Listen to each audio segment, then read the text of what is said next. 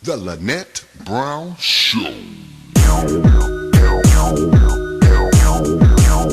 This be the Lynette Brown Show. She's always ready and on time. The Lynette Brown Show. When you got something that's on your mind.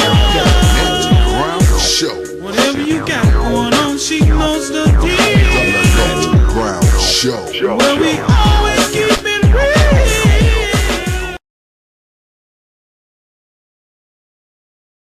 Welcome back to the LBS, the hottest, the biggest, the baddest radio show in the South. I am the Fiery Diva, keeping the airwaves hot on your favorite station, 98.1 The Beat. And this is the second half of the program. And, of course, we are still in Black History Month. And, of course, I hope you guys caught the show. I think it's been about a week ago. If you'll go on my Facebook page, you'll see it. I'm going to go ahead and upload it with Judge Joe Brown. And he's our guest again also today. And we're excited to have him aboard. Judge Joe Brown, you with me? Judge is back in the house, Madam Brown. All righty. It is such a pleasure to have you on once again. You're just so full of information, and we do appreciate you, Judge. Now, we're going to go ahead and go into it because, of course, time is winding down just a little bit, but not quite yet. Now, you and I, when we spoke the other day, and I was just asking you some questions, and I wanted to get the history of welfare. Believe it or not, I know people are like, well, why would we want to know the history of welfare? Because it seems like African Americans have been such a large part of the welfare system. Where did all this begin? Okay, welfare is an interesting thing. There's always been this altruistic thing in some societies of helping out the downtrodden. Usually it's up to the individual, you know, in Muslim societies, for example, if you're doing okay, you're expected to give alms to the poor, and they ask for it. Beggars and such like, and charities, soup kitchens, and things like that. Okay. Around about the time they had the Depression,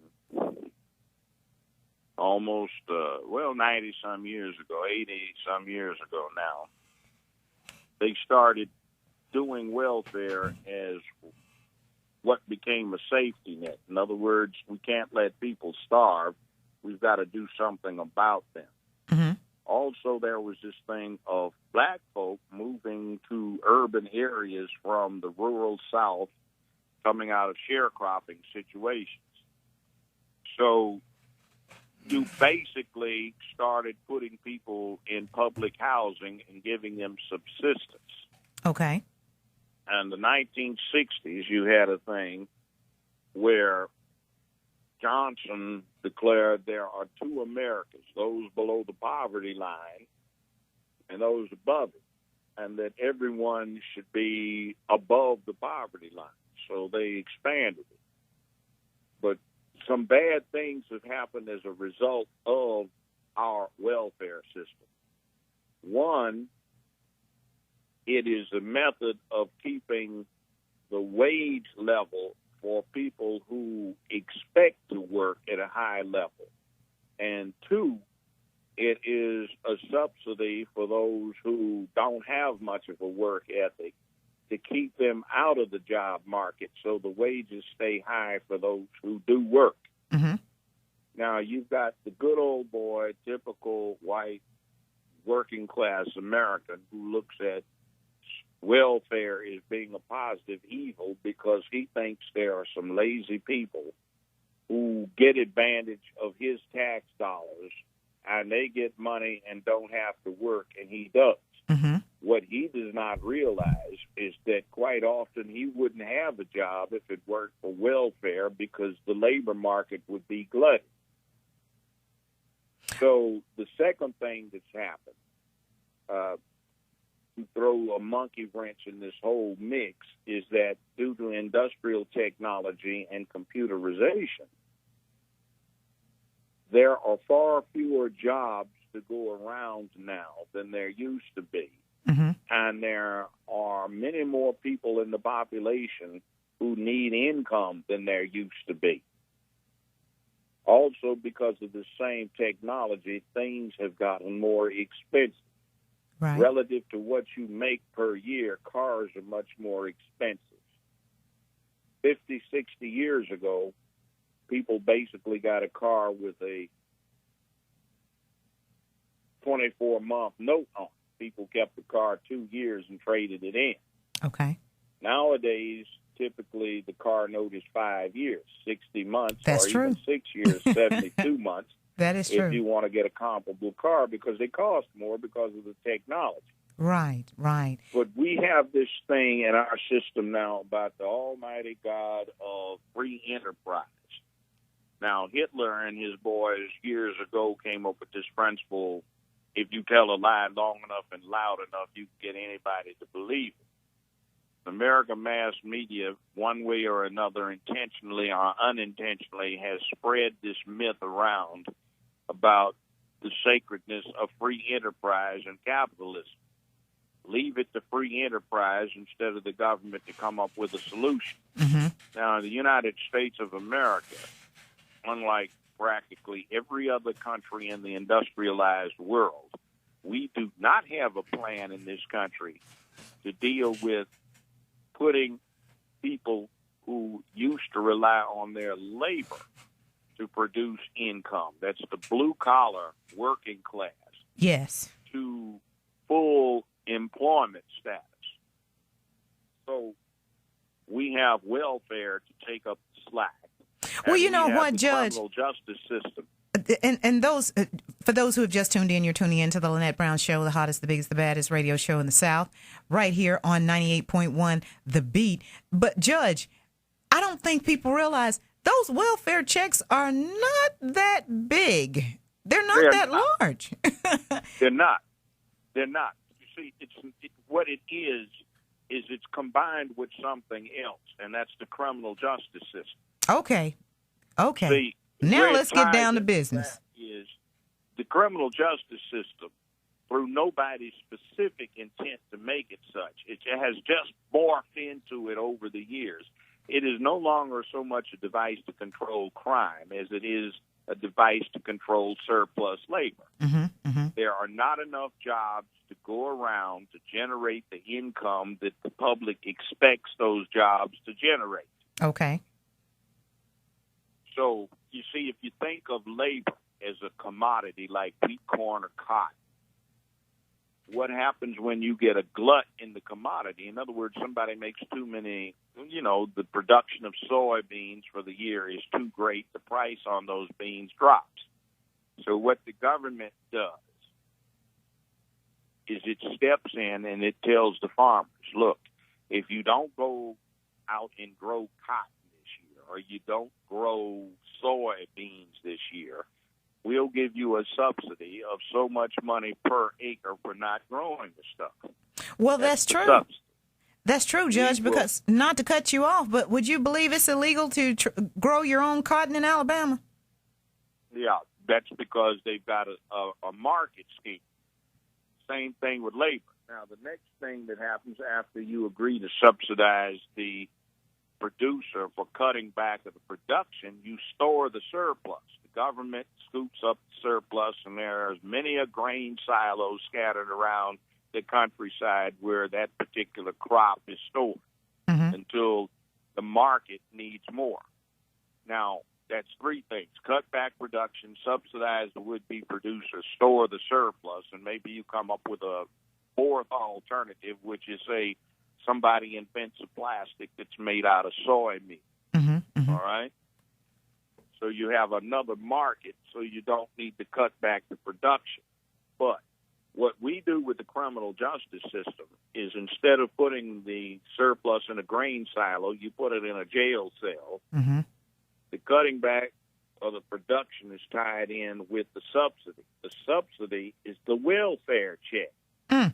Judge, hold that cutting thought. Cutting back of production is when you set up a social, cultural thing that causes the youth to drop out, bang out, drug out, get knocked up too early, too often, to have insufficient education, insufficient training, insufficient experience, the wrong lifestyle, the wrong way of carrying oneself, the wrong personal value set, so that they become unemployable.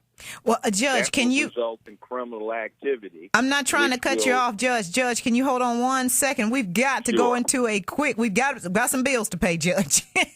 We got to pay some bills, okay?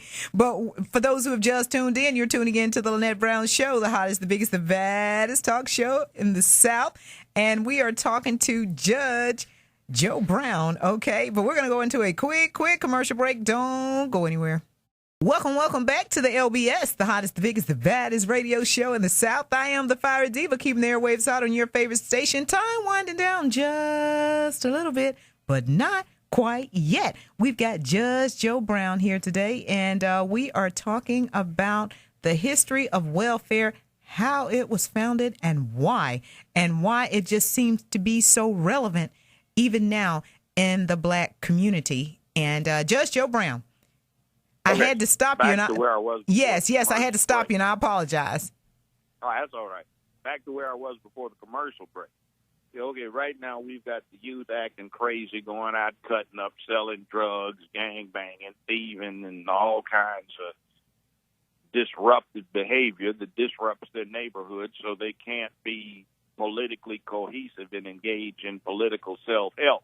Mm-hmm. You lose your right to vote when you get those felony convictions. So what happens by now, they're caught up in the criminal justice system.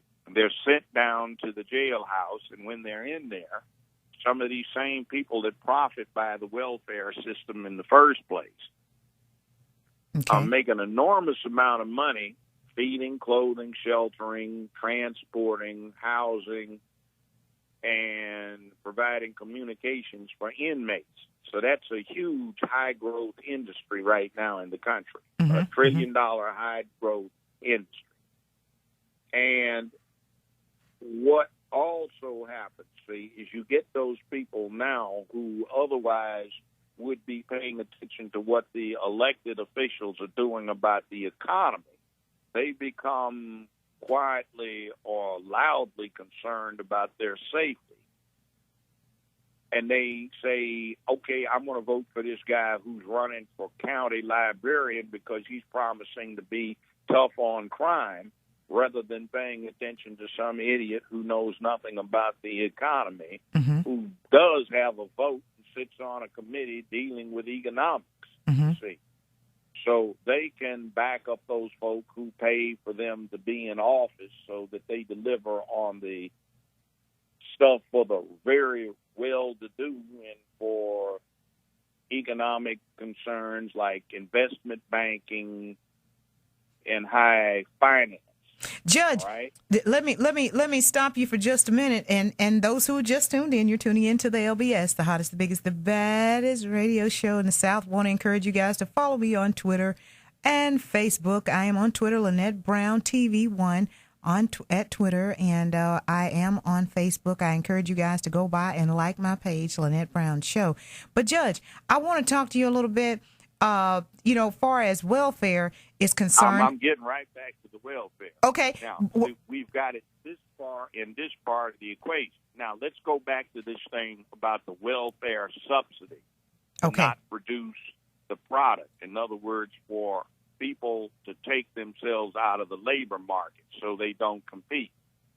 Well, in most states, there is no public assistance for able-bodied males. So the public assistance goes to the women. It sure is. Yeah, that's true. And that's true. That sets up a matriarchy in poor white areas, poor Hispanic areas, poor black areas, read inner cities. So what goes on is that the male who predominantly suffers from this situation is unemployed. So how does he support himself? Well, he finds a woman or women to take care of him. Mm-hmm. So that sets up a very negative situation in our neighborhoods. Now, back to something else with this welfare. It got to the point about 50 years ago where what was going on is that black families were beginning to disintegrate because integration was allowing black folk to get into the mainstream and get out of the ghetto, so to speak. And those that had the means of getting out got out. Okay. But that left there a very few women folk. And back 50, 60 years ago, the neighborhood used to call them women of ill repute. They had 10, 12, 14, 15 kids by 8, 9 different babies' daddies. Mm-hmm. And most everybody else was in a family situation or was a widow or a widower. And there were a lot of widows because you had World War II and the Korean War. Mm-hmm. But you did have a family structure, and it was recognized as such, and there was community support. But you had these very few who were beginning to find that they could make it off of public assistance. Mm-hmm. Unfortunately, since the public assistance was tied in with a scheme that made it politically palatable at the time of saying this is supposed to be to help out children, not able-bodied adults, there came into being this very negative factor of the more babies you had, the bigger your check was. Mm-hmm. So there was an incentive to have children out of wedlock. And when I first started practicing law more than 40 years ago, I was working with a legal services program that's poverty law. And one of our main type of cases was getting the check cut back on when, say, 2 or 3 out of the 5 or 6 babies' daddies tried to act like real fathers, and the welfare department cut the check off. Mm-hmm. So the women would tell the men who wanted to be fathers to stay away. You started using juvenile courts who got the task of establishing paternity dumped in their laps, or they invited it in because it developed political power for the entities that controlled so-called juvenile matters. They took it upon themselves to get right in the middle of it, and they privatized it to make money out of it. Okay. And they also started doing stuff where if the guy got accused, he was going to pay anyway. Kid looks nothing like you, but if you pay long enough, he'll start looking like you. So and that is so sad. This thing where Goodness. guys just said, I know that's not my kid, but they'll put me in jail if I don't pay. So you got this thing where women went around and had a boyfriend that they were giving some of the public assistance to support him, getting preggo by somebody who had a good job, and then taking the money he had to pay in for a child that was not his own and giving it to somebody who was basically simping off of her. And see, and then it switched over to just don't name the daddy, but you get the money anyway. So you've got a bunch of kids. The more you had, the bigger your check was. So what is happening is an interesting thing about what happens in the society. You have one part of the society training their kids to be enterprising, to work hard, to have a work ethic, to go to school or at least get training that's relevant to employment.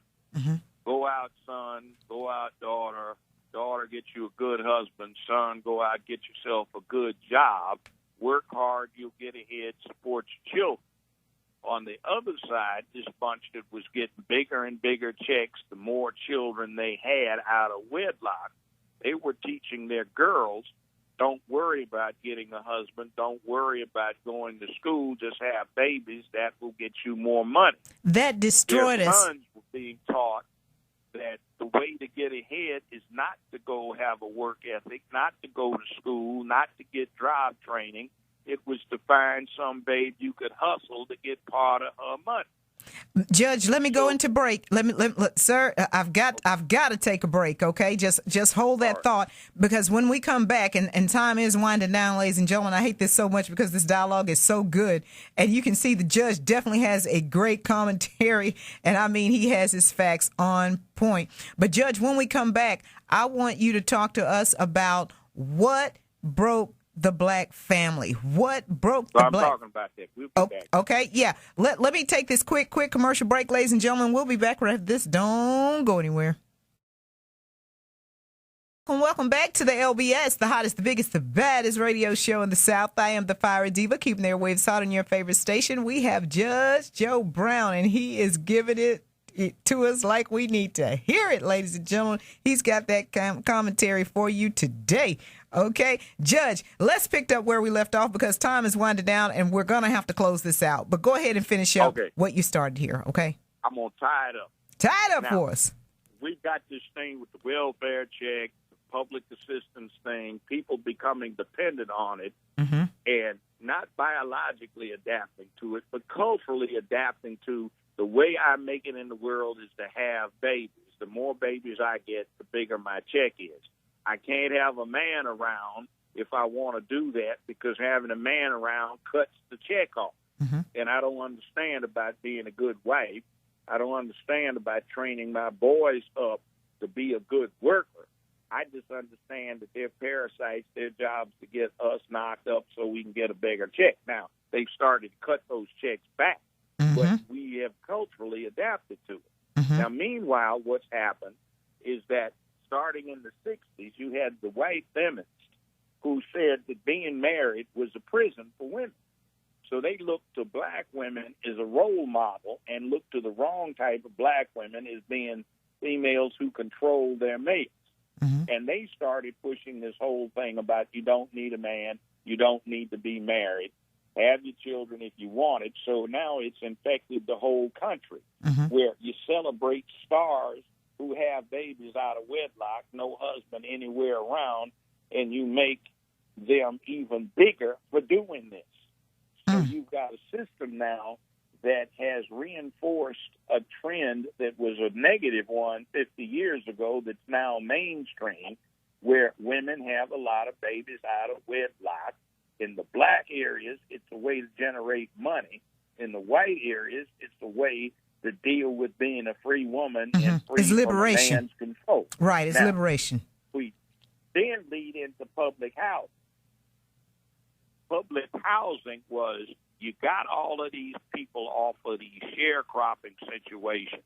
They escaped from the South and the rural areas of the South. And they may be in a city in the South or they may be in a city in the North. So where do you put them?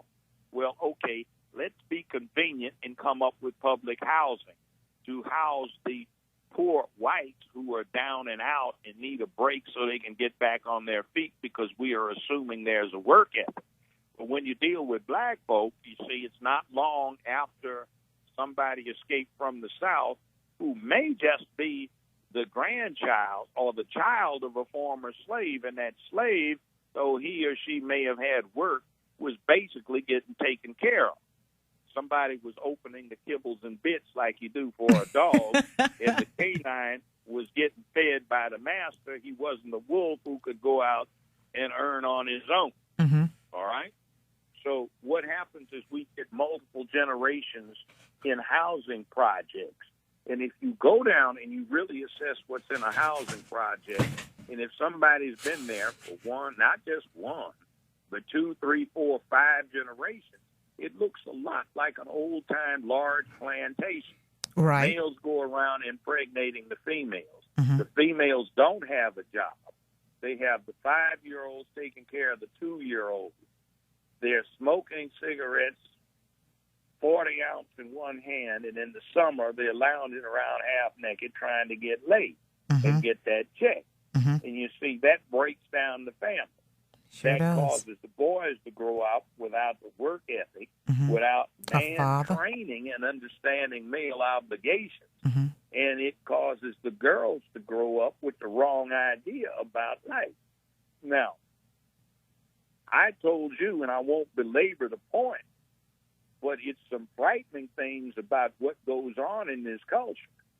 In other words, it's normal for a girl to start having babies at 10, 11, 12, 13 years old. Unfortunately, because her mama did, grandmama did, great-grandmama did, great-great-grandmama did, aunts did.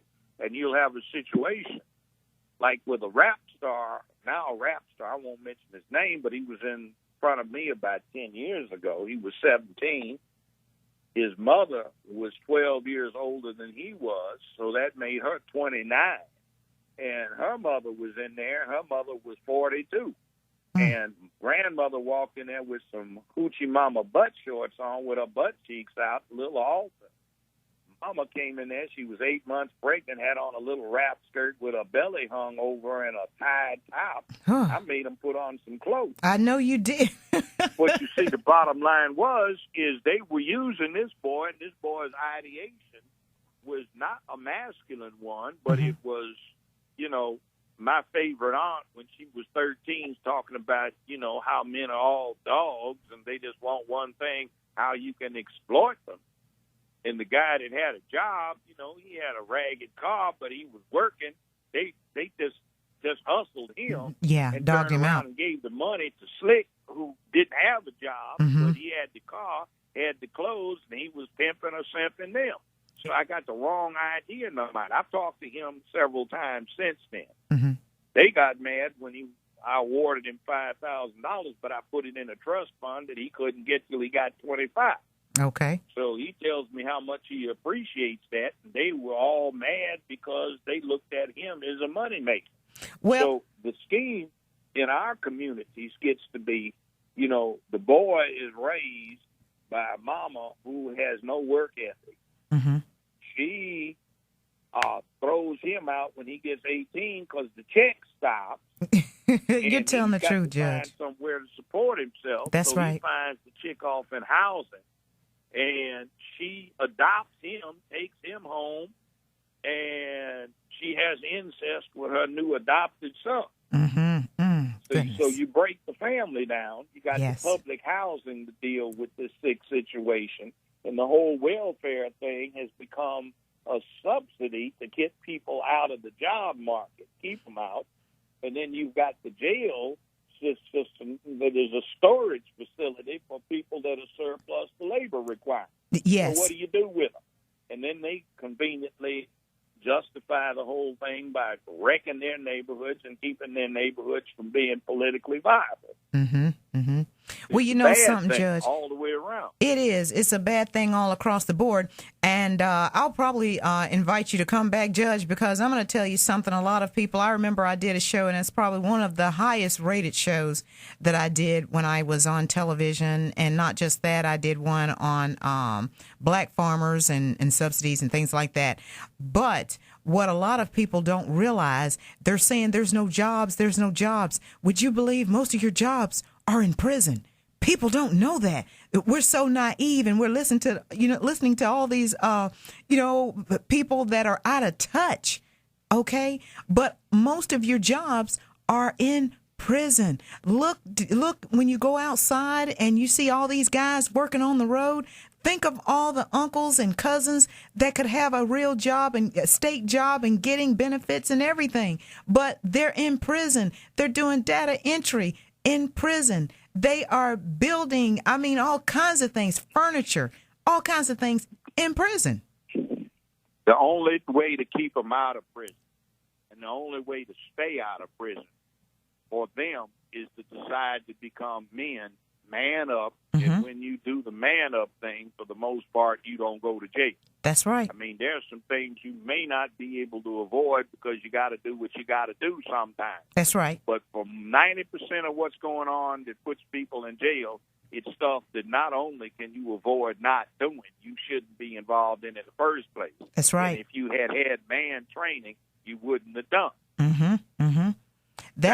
See, that's one of the problems. I had a great deal of success by cutting down recidivism because I'd give the people that I had opportunities to sentence the opportunity and the requirement that they get basically through me, man training. Okay, so I like that. You want to be a man, but nobody has ever taught you how to be. How can you be something that you've never seen? Yeah, and see, right now, even let's assume that you are in a family where your mom and dad are married, and both of them, let's say, have gone through college. Well, what you see on TV, what they see on TV, what they're trying to duplicate, trying to be good parents, is not good for man training. You see, this is 2017. They started this about 1971, 72.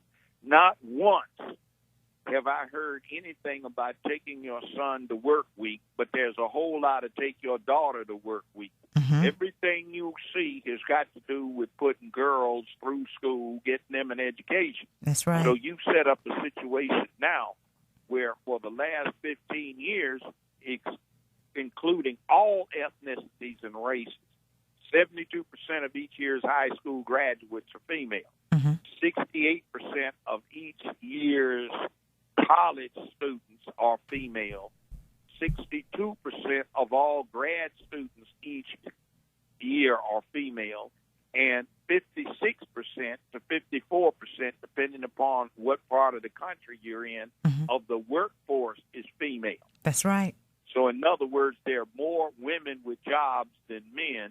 There are more women with high school diplomas than men, mm-hmm. more women with college degrees than men, more women with graduate degrees than men. So if you're That's a right. woman, you got a problem. You either share somebody or you move down the scale when you deal with a man, or you are lucky to find one on your level, because That's true. there's going to be at least two other women on your level competing for the one man That same on man. your level. That's right. That's right. That is so true. Those who have just Got a tuned family in. breakdown.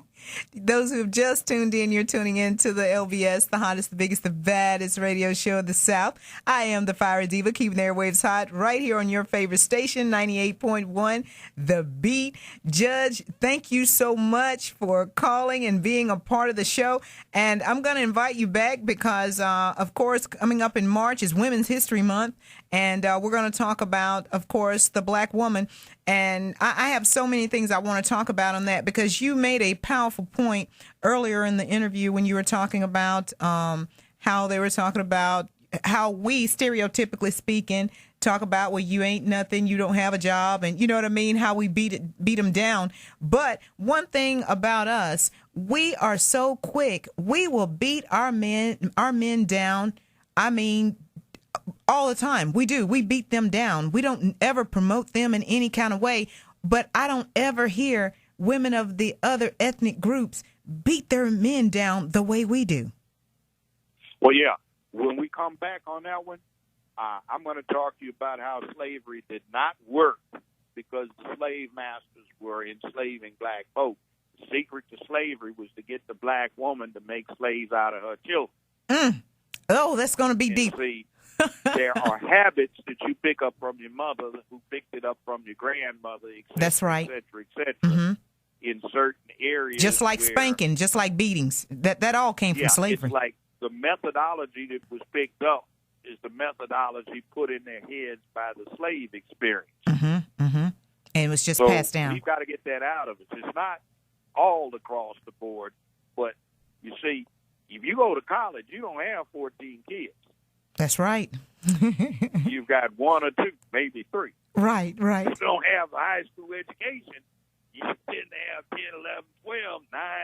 And you see, there are more people from that background who produce more people that go into the pool who have a culture that is set up where this is okay, this is expected. Yes, sir. Yes, see. sir. Well, I So thank you, the Judge. white feminists, by the way, have reinforced this by saying, we like this.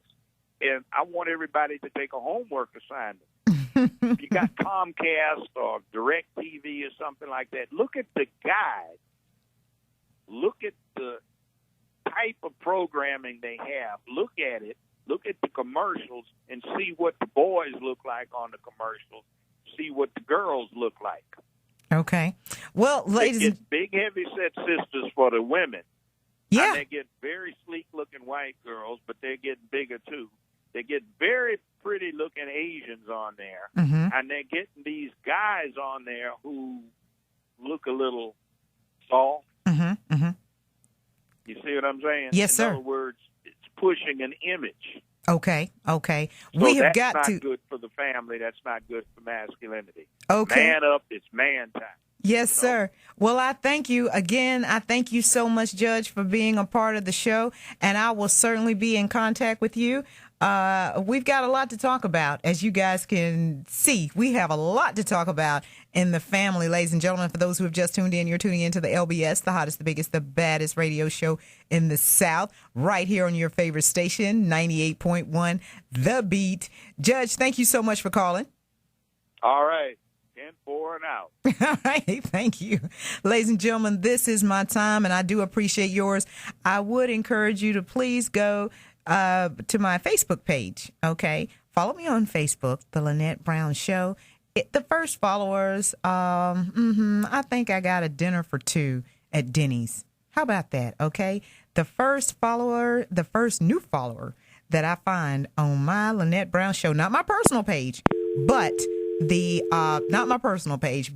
my Lynette Brown Show page. Okay, we got the judge. He just hung up, ladies and gentlemen. But that's what I'm giving away today. And you know something else? Speaking of man up, okay, I have got another socket set. Yep, I gave one away last week. I have another socket set, 45-piece socket set. Okay, now this one was compliments of Advanced Auto. Okay, so I've got that for you. Okay, I'm going to ask that a man, of course, one of you guys out there. I want you to be the first one to like my page, and I got this 45-piece socket set for you. Again, this is my time. I do appreciate yours. Thank you so much for tuning into the Lynette Brown Show, the hottest, the biggest, the baddest radio show in the South.